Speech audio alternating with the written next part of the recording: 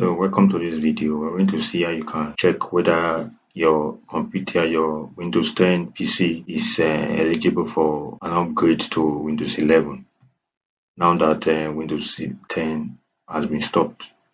So you just you type in PC check 2 and click it. From the search report, you click on how to use my PC check 2 app. So you scroll down. This is where you click. This is where you click the app. In school, you click here. You see an indication of the download here. It's downloading now. So as you can see, it's now complete. This is the folder is now complete. So you click to show in folder. So this is the folder. So you click. I'm going to install it now. So you click accept the terms and condition and click install.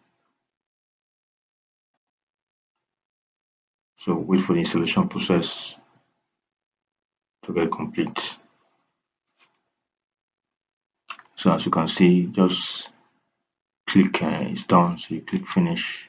So as you can see, it has. So say let us check it's using Windows 11. Let us check if this PC meets the system requirements. If it does, you can get a free upgrade when it's available. So up to you. So let's check now. Click check now.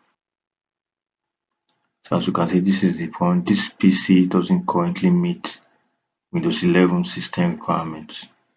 So as you can see, check to see if these are things you can do, and if not, you will keep getting Windows 10 updates. See, the processor isn't currently supported for Windows 11, so you can see, you click here, let's see all results. So you can see check of the processor isn't currently supported for Windows 11.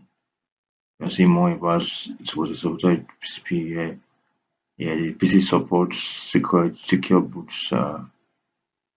So it's at least still RAM. So this PC doesn't support currently meets Windows 11 system requirements because of unsupported processor.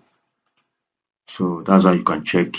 Use PC check to determine if your Windows 10 PC meets the requirements for an upgrade to Windows 11. So thank you for watching. Until the next video.